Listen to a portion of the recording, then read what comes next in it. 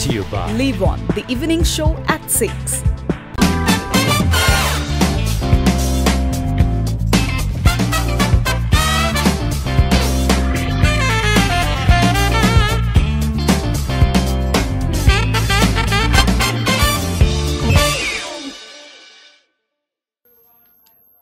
Hello everyone and namaste. म हुँ सदिक्षा श्रेष्ठ. यहाँहरु हेर्दै हुनुहुन्छ Live On, the evening show at 6 Himalaya Television HD मा. अघि झल्यास अलिकति मेरो गेस्ट को स्याडो देखिहाल्नु भयो होला हाम्रो वाइड एंगल क्यामेरामा. I have someone very special, someone I have known for a few months, almost a year now. उहाँका म रेगुलरली गइराको हुन्छु र अहिले झन् स्पेशली विन्टर सिजनमा मैले तपाईहरुसँग कतिचोटी स्किन केयरको बारेमा कुरा पनि गर्ने गरेको थिएँ, तर आज मैले एकजना एक्सपर्ट नै लिएर आएकी छु. So I have Dr. Jebina Lama with me tonight. She is a dermatologist and we'll be talking about skin today. So thank you so much for being with us here tonight. Thank you so much for accepting my invitation and coming.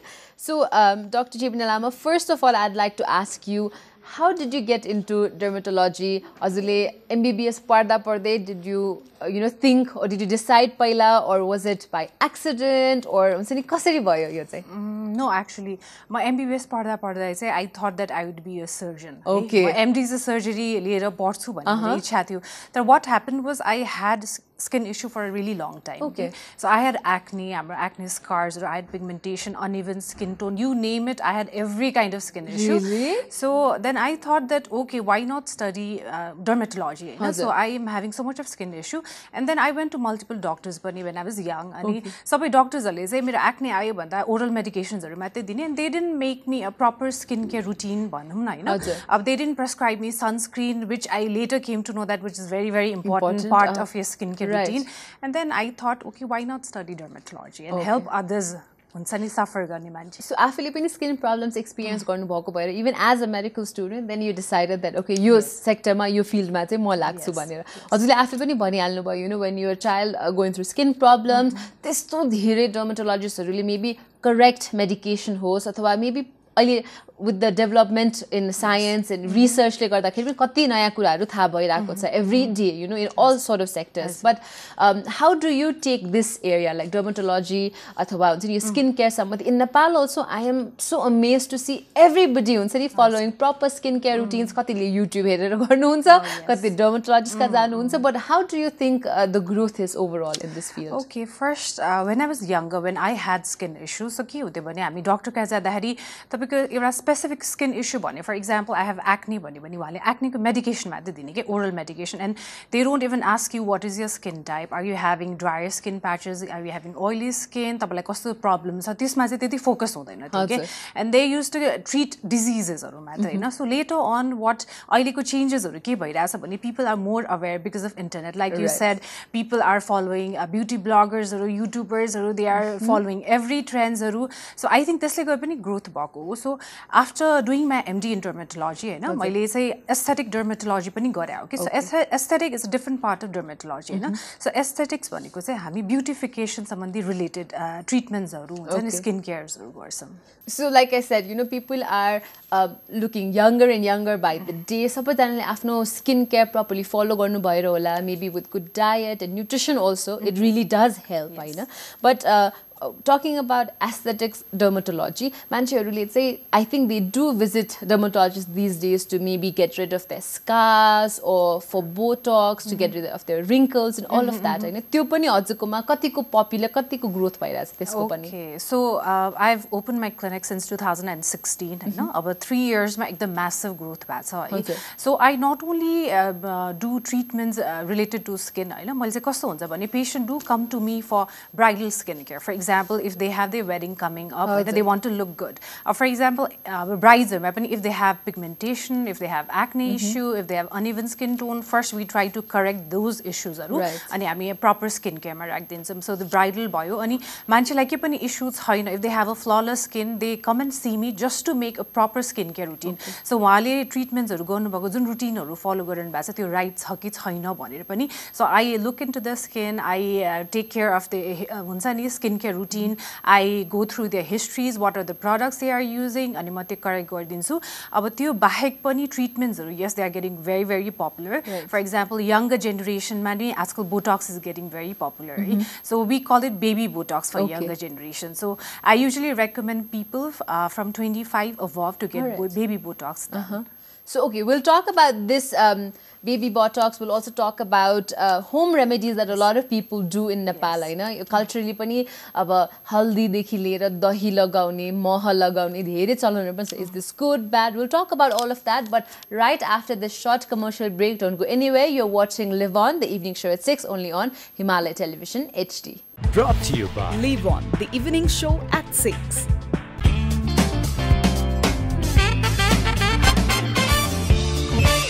Welcome back, everyone. After that short commercial break, you're watching Live On, the evening show at 6. म हुँ Shrestha र मसँग आज Dr. Jebina Lama हुनुहुन्छ कुराकानी गर्दै.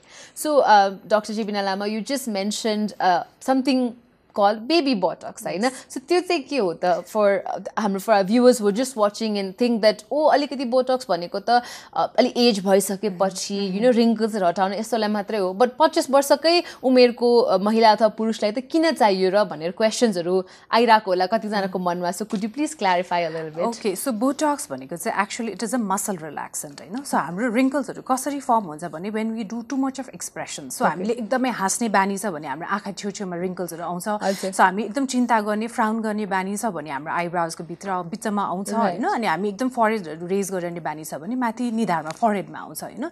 So what we say is Botox should be administered, Botox should be used हाम्रो जब हामीसँग कस टेम्पररी लाइन्सहरु भएको बेलामा युज गर्नुपर्छ. Okay, there are two different types of wrinkles, है. So there is a temporary wrinkle. Temporary wrinkle भनेको चाहिँ usually 25 to 30 years को बिचमा आउँछ, है. त्यो भनेको चाहिँ हामीले एक्सप्रेसन गर्दाखेरि चाहिँ we can see lines and wrinkles. जब हामी एक्सप्रेसन गर्दैन त्यतिखेर चाहिँ our skin will become flawless, के पनि देखिँदैन, हैन. So हामी baby Botox भनेको चाहिँ हामीले younger generationलाई टार्गेट गरेर गरिन्छ just to prevent wrinkles. हामीले पछि फ्युचरमा wrinklesहरु नहोस्, deep line foldsहरु नहोस् भन्नलाई गरिन्छ. Okay, that really scared me because I'm a very expressive person, as you can see.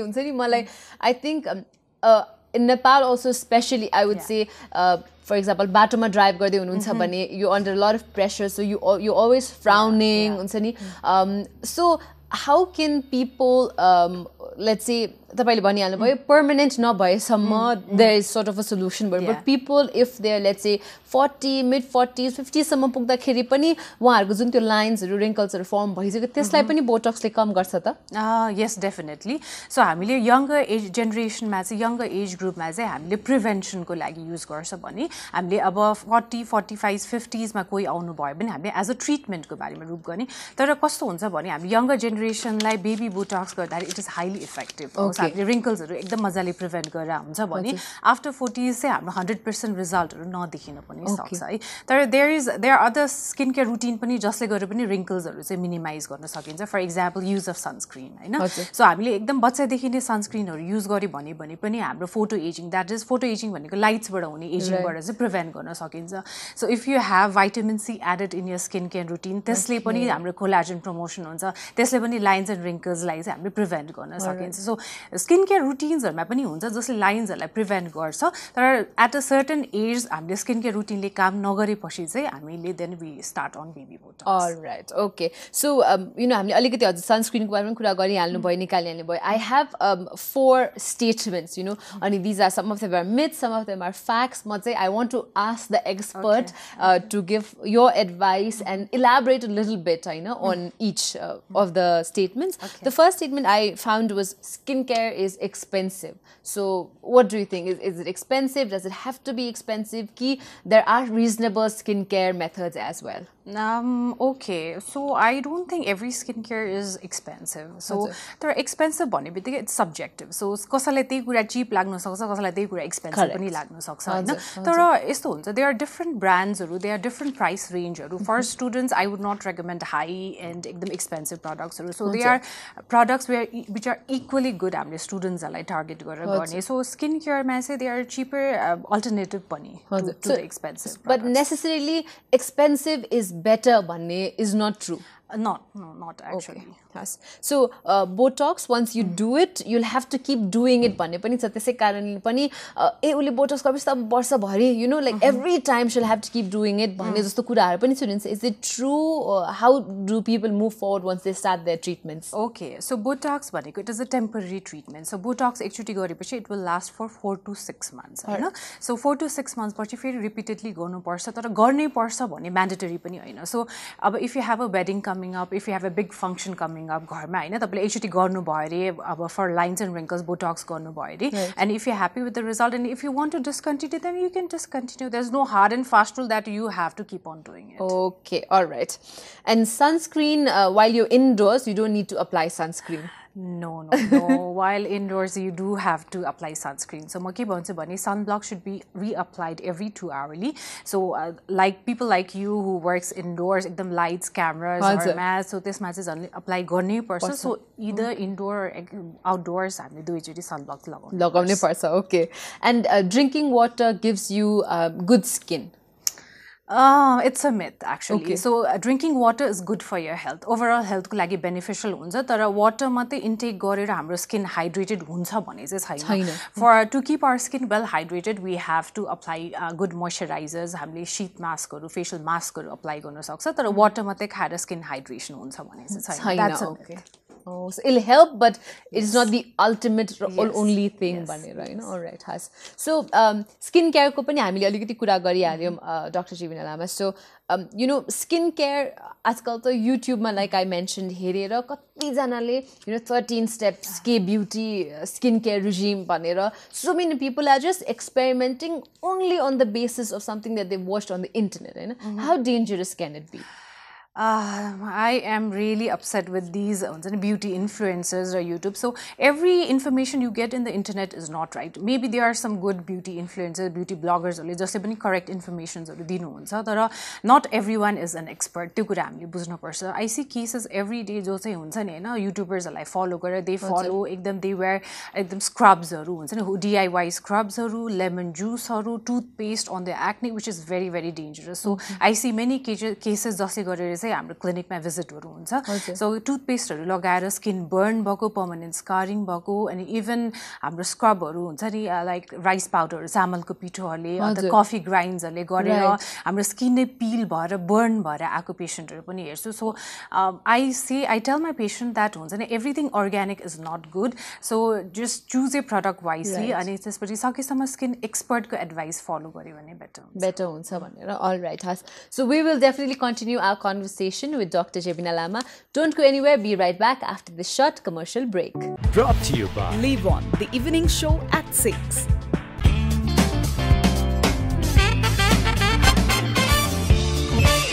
Welcome back after that short commercial break. यहाँ हेर्दै हुनुहुन्छ Himalaya Television HD मा Live On the evening show at 6. म हुँ सुदीक्षा श्रेष्ठ र म आज कुराकानी गर्दैछु Dr. Jebina Lama सँग. So Dr. Lama, you talked about skin care, हैन? कस्तो खालको आफूले फलो गरिराकोलाई पनि बेटर गर्न सकिन्छ भनेर. So what do you think as a certified dermatologist यो कुराहरु चाहिँ आफ्नो स्किन केयर रुटिनमा राख्नै पर्छ है भन्ने खालको and this are the things that you should actually avoid भनेर चाहिँ okay so basic skin care routine हामीले घरमा गर्ने रुटिनमा चाहिँ हामीले के गर्नुपर्छ भने फर्स्ट थिङ इज क्लेन्जिङ हैन सो हामीले स्किन टाइप हेरेर रेकमेन्ड गर्छौं है so first thing is cleansing गरेपछि चाहिँ हाम्रो एन्टीअक्सिडेन्ट सिरमहरु भनेर हुन्छ एन्टीअक्सिडेन्ट सिरम भनेको तपाईको भाइटामिन सी भाइटामिन ई हाम्रो फ्लाभोनोइड्सहरु कोक्युएन्जाइम 10हरु भन्ने सिरमहरु हुन्छ हैन व्हिच फाइट अगेन्स्ट हाम्रो पोल्युसन्सहरुको against my fight गर्छ and then your moisturizer and then your sunscreen है यो चाहिँ morning skin care routine भयो so हाम्रो morning को basic skin care routine त्यो भयो evening मा चाहिँ similar routine तर evening मा चाहिँ हाम्रो vitamin A add हुन्छ which you are also using yes, so vitamin A चाहिँ हामीले skin type हेरेर दिन्छौं हैन not vitamin A's are created equally vitamin A को पनि active र inactive ingredients हरु भनेर हुन्छ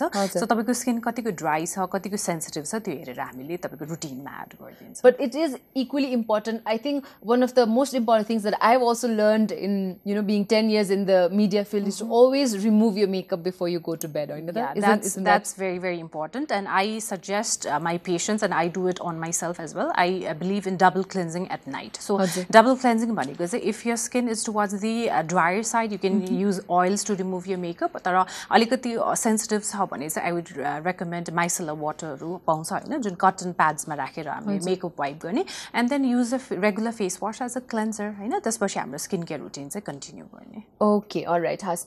And thank you so much for so much information that I think हाम्रो सबैजना दर्शकवृन्दहरु आज जसले पनि Live On the Evening Show at 6 हेर्दै हुनुहुन्छ, यहाँले पनि कति धेरै कुराहरु, I hope you're noting it down because we have a certified dermatologist with us today र उहाँले हामीलाई धेरै जानकारी पनि दिँदै हुनुहुन्छ.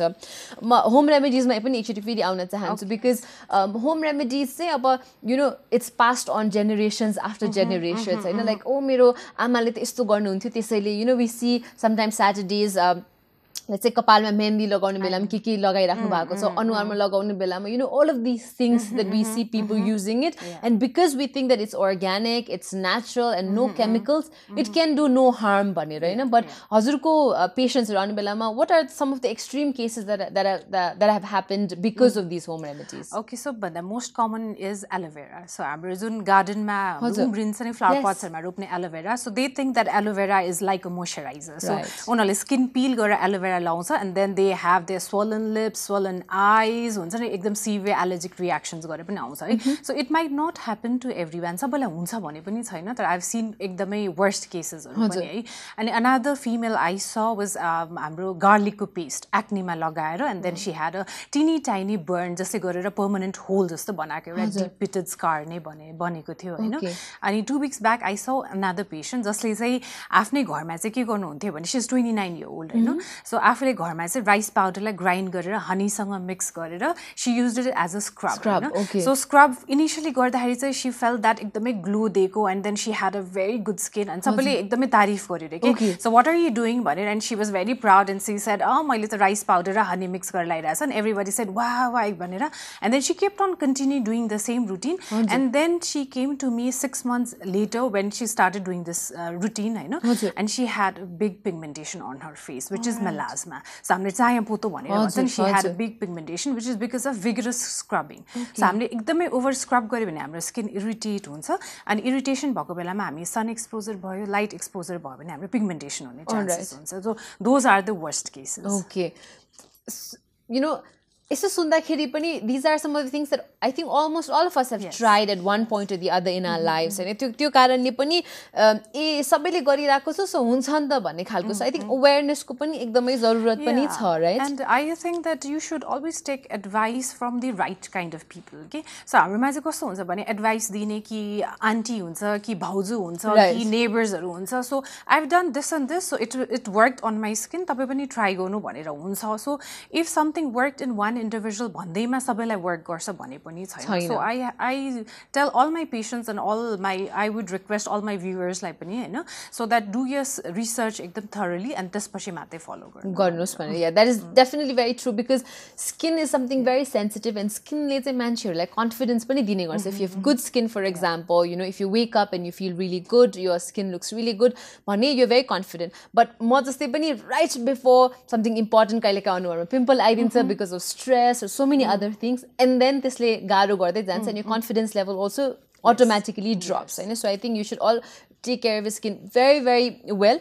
As हामीसँग Dr. Jebina Lama हुनुहुन्छ, हामी कुराकानी गर्दैछौँ स्किन केयरको बारेमा, हामी बोटक्सको बारेमा पनि कुरा गर्दैछौँ, के कस्तो कुराले चाहिँ तपाईको स्किनलाई इफेक्ट गर्न सक्छ भन्ने बारेमा पनि we'll talk. But after this last commercial break, don't go anywhere. Be right back here at Live On, the evening show at 6. Brought to you by Live On, the evening show at 6.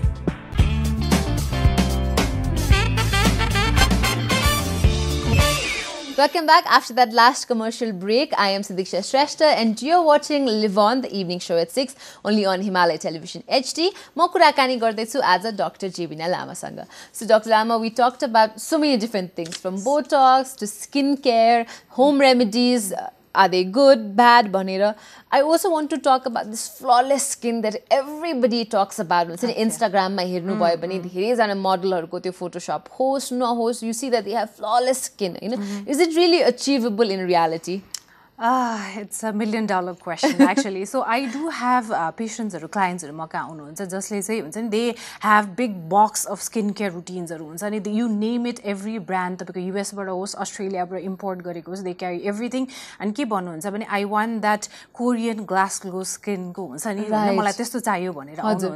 so I believe that good skin comes from genes as well. So you have to thank your parents if you have very good skin. I know तर proper skincare routine गरे भने पनि yes हाम्रो skin मा हाम्रो best के हुन सक्छ, we can achieve that. Definitely we can achieve that. Alright, so proper skincare routine हरु follow गर्दाखेरि चाहिँ हुन्छ. So यसकै follow up मा चाहिँ so what are the things that people should do at home, then maybe त्यसको next step can be clinic जाने. So के कुरा चाहिँ घरमा गर्दाखेरि हुन्छ र के कुराको लागि चाहिँ you need an expert's advice and help. Okay, so I call it skincare pyramids भनिरहन्छ. Okay, so there are few things you can do it at home and then at clinic अथवा हुन्छ doctor सँग बसेर हैन. So घरमा गर्ने भनेको चाहिँ हाम्रो daily basis मा मैले अघि भने जस्तै cleansing, हाम्रो antioxidant serum, moisturization, SPF which is very important, sunscreen which is very important. I can't focus more about sunscreen and then retinoids which is हाम्रो vitamin A boy, no? This is our everyday skincare routine boy. So weekly basis magic, gentle scrub is acceptable. Gentle. You have to know your skin type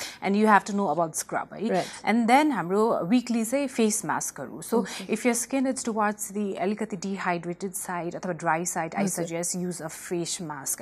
Use hamro gharmai garne weekly, So monthly we can do some treatments at doctor's office or at clinics. Just exfoliation. Exfoliation ma medipeel bhanera huncha, medifacials bhanera हुन्छ हैन. हाम्रो कस्तो हुन्छ भने माइक्रोडर्मा abrasion भन्ने हुन्छ, MDA treatments भन्ने हुन्छ अथवा हाइड्रोफेशियल्स भनेर हुन्छ हैन.